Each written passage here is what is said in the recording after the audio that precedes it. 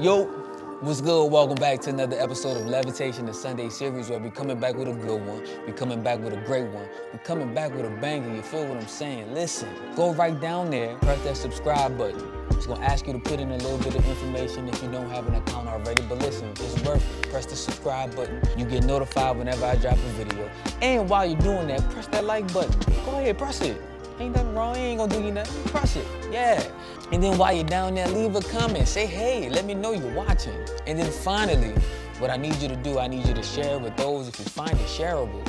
What that does is help spread it out to all the people so they get a chance to be exposed to this good word, good news, it's good truth. So again, I ask that you subscribe, like, comment, and share. It goes a long way. Now with all that out the way, let's get into it. I hope it bless you. One of the things that trips us up so much in our walk in faith is our expectations. See, we think just because God directed, God instructed, and God even promised us something, that it means that it will be free of effort on our part. And if there's any type of evidence of resistance to what we believe God for, we will oftentimes consider it not in the will of God, all because things aren't going as smoothly as we think they ought to be. And even from a carnal mindset, that makes sense. If the God of the universe promised you something, you would think it would come as easy as possible, with no stress. It would just fall right in my lap. But through the word, we can see God's character and we can see how he operates. And evidence shows that's not how he rolled. And oftentimes, because of our misunderstanding of who God is, we give up prematurely on the promises that he ordained in our lives. There's multiple instances in the Bible that you can kind of see this play out in God's character, but the one that I want to talk about specifically is in Genesis chapter 25. And if we look at Genesis chapter 25, we can see that Isaac is the subject. Now, in order to really get a full context of what this message is about, I have to give you a little background. Isaac is the son of Abraham and Sarah. Abraham and Sarah is the elderly couple that God promised that they will bear a son. Not only did it promise that Abraham will bear a son, but it says that that son will go on to produce a whole lot of descendants. And add a little bonus, God told him that he would be a father of many nations. That's one big promise. Seeing that these two individuals couldn't have children and they were old in age, that's a pretty big promise. So much so that Abraham and Sarah tried to make sense of that promise and make it come to pass based off their own understanding. See, Sarah had a servant named Hagar, and Sarah comes up with the idea, hey, Abraham, you sleep with Hagar, and that'll be my son through Hagar. And in the process of going through this plan, they had Ishmael. But Ishmael wasn't the son that God promised. And they realized that, and they continued to wait on God. After some time had passed, God eventually opened Sarah's womb, and she gives birth to Isaac. They had to wait on God a long time for that promise to come to pass. But now Isaac is born, and he's instantly a part of that promise. Remember, now Isaac is supposed to have children. So that gives us enough context to hop into the scripture. Starting at Genesis chapter 25, starting at verse 1, it says, Abraham married another wife after Sarah. This is after Sarah died. Abraham married another wife whose name was Keturah. She gave birth to Zimran, Jokshan, Midian, Ishbak, and Shuwan. Jokshan was the father of Sheba and Dedan. The Dan descendants were the Ashurites, Latushites, and the Lumites. Midian's sons was Epher, Hanok, Abida, and Eldah. These were all descendants of Abraham through Keturah. Okay, we see the fulfillment of Abraham being the father of many nations. If we skip down a little bit to Genesis 25, starting at verse 13, it says, here is a list by their names and clans of Ishmael's descendants.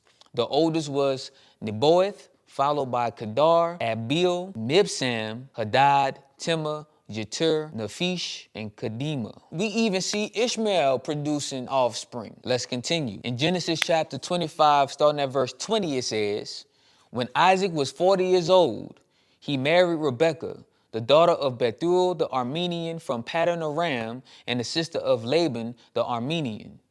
Isaac pleaded with the Lord on behalf of his wife because she was unable to have children. Wait a minute. This don't make no sense. Isaac is the promised child. Through the seed of Isaac is supposed to be the chosen people. This was what was promised to Abraham. Abraham didn't come up with this himself.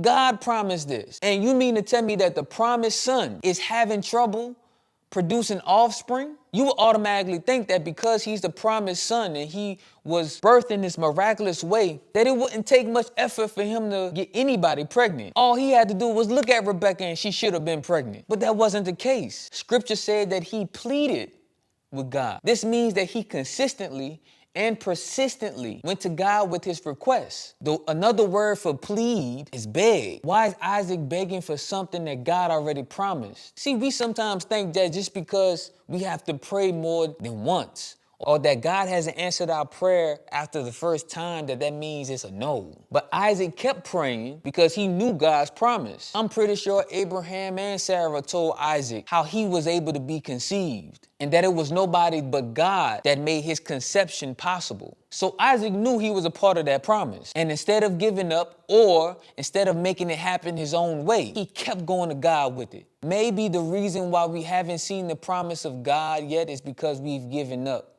We've stopped going to him with it. We've possibly tried to make it happen on our own effort. We've even potentially thrown the idea away, casted it out of our mind. We don't even have a desire to pursue it anymore. But imagine if Isaac had that same attitude. Imagine if he would have said, well, Rebecca isn't pregnant yet, so that must mean God is saying no. That must mean I interpreted his promise wrong. That must mean I didn't hear it correctly. Imagine, once you start asking that question, then your whole faith starts to get in question. But Isaac kept praying, and he kept pleading, and he kept begging for the promise that God already made to him. If we finish the 21st verse, it says, the Lord answered Isaac's prayer, and Rebekah became pregnant with twins. Because of his persistence, God not only opened Rebekah's womb to have one child, but this lady conceived twins. His persistence blessed him with more than what he expected. So don't give up on the promises of God. Don't give up on what he has shown you,